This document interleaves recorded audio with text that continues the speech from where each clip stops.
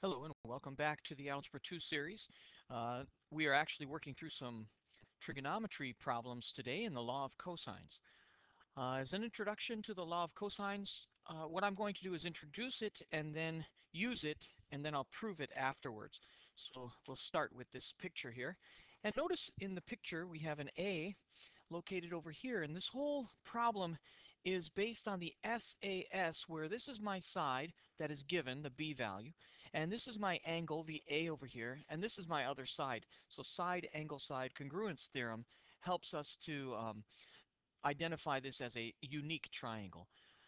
When we do the law of cosines, which looks something like this, a squared is equal to b squared plus c squared. It looks very much like the Pythagorean theorem, where a is the hypotenuse. Of course, you see that the c squared is much larger than the a squared, so that's not possible. But we subtract off a 2bc cosine alpha, and alpha, of course, being the angle that is opposite the missing side.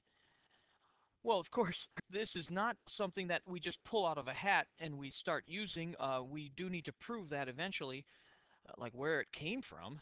But what's interesting about it is that we know that in this particular triangle, B is a given value, C is a given value, and they repeat themselves here, and alpha is a given angle as well. So we should be able to solve for A, the opposite side, from that little formula. First thing I'm going to do is give this a try with a numerical example. Here we have a triangle, and you'll notice that in this problem, it is not alpha that's missing, it's the beta that's missing. So the opposite side of the 110 degrees is the B value, and that's the one we're going to find. I will now transpose the law of cosines into the law of cosines for B, and that would look like this. B squared is equal to A squared, the known side, c squared, the other known side, minus 2 times a times c times cosine of the beta value, and the beta being the angle down here at the vertex B. So notice, of course, here that when you look at this problem and you look at the previous one, they're identical. In other words, I'm just replacing them with different letters. We'll go ahead and plug and chug now. In this case, the b squared is the unknown. The a squared is opposite a. This is the a, and then this will be the little c. So little a squared is going to be 81 plus little c squared, which is 49, minus 2 times 9 times 7 is 63, and then it's cosine of 110 degrees, which of course is a nasty one because we don't know that without a calculator. And b then is going to equal the square root of all this. So I'm going to simplify what's inside of there. The 81 and 49 is 130 minus 126 times the cosine of 110 degrees. And this is all calculator work here. And when you finish out, you should come out with this. This is the answer that I came out with for B. I came out with 13.156 or so, something around there. Well, if you go back to the original problem, that seems about right, that if little c is 7, little a is 9, that we would have about 13.16 for the b value. So that's how we can find the opposite side given the SAS congruence theorem. Well, if you're not wondering by now how this even works, let's see if we can work this through as a proof. So here I have a very nasty looking triangle, and it's on the coordinate plane, but it doesn't really have to be. It's just drawing it that way. And I have placed in red an H for the height. You can see that the triangle is labeled ABC. Opposite each side is its coordinating vertex. And right over here, I had to put in an N because the length of C is all the way down here. That's for the whole side. But I broke it up according to this height value. So notice a couple of things that I have put into this problem. I wrote down that the sine of alpha, and that's coming from that left-hand triangle, is h over b, and therefore h is equal to b sine alpha. That's an important relationship right there. And the same thing holds true for the cosine of alpha. The cosine of alpha is n over b, and so therefore n is b cosine alpha. And just as a very small amendment to this, underneath here I could write that c minus n is equal to c minus b cosine alpha. Of course, that's just saying the n is that expression, so I'll just plug it in right there. Because I notice I've got a c minus n right here. All right, well, I'll keep all that in mind as I work this through. Now, if we take a look at this problem a little bit more completely, let me just pull down this next part. On the right-hand triangle, this is a right triangle. That's this guy right here. Okay, this guy right here. And take that out in just a second. But anyway, that the Pythagorean theorem holds for that triangle. So that's a squared is the hypotenuse, h squared is one of the legs, and c minus n quantity squared is the other leg. Let's pull this down a little further and see what we've got. What I've done here is I've replaced the h with a b sine alpha, and that comes from way up at the top here where I said, hey, I might need to replace that, and there it is. So I replaced the h with a b sine alpha, and then I'm going to square that whole thing. I replace the c minus n with the c minus b cosine alpha from right here. Doesn't look too bad so far, and let's see what we can do with that. So the first thing I'm going to do is I'm going to square it. I'm talking about the right-hand side. And this guy, the b is squared and the sine alpha is squared. On this term, though, that's a binomial, and if I square the binomial, I'm going to get a c squared.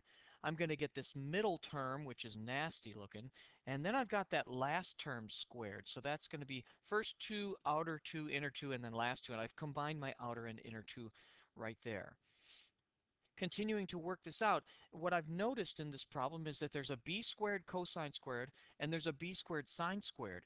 If I bring those together, right over here, notice how just take this term, b squared cosine squared alpha, and move it over to the other part, and then you can factor that common b squared out, and look what's left over. Sine squared alpha plus cosine squared alpha.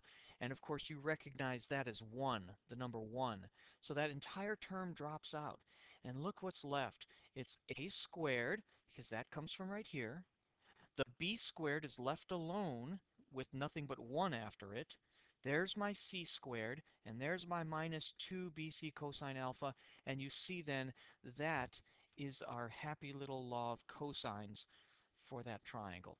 So, now that we've proven it, I think it's better to just use the darn thing rather than worrying so much about uh, how to prove it. So let's see what happens in our next example. Here is the next triangle, and we're asked to solve the triangle. We're going to try to do this maybe as much as possible without a calculator, and then we'll solve it out. If we need to do the decimals later on, we will. I'd like you to pause this video right now after you've drawn this picture and see if you can get some of these things on your own. And then you can start up the video again, and I will continue working through the problem.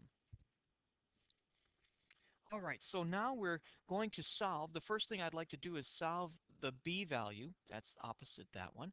And this is going to be my little c. This will be my little a.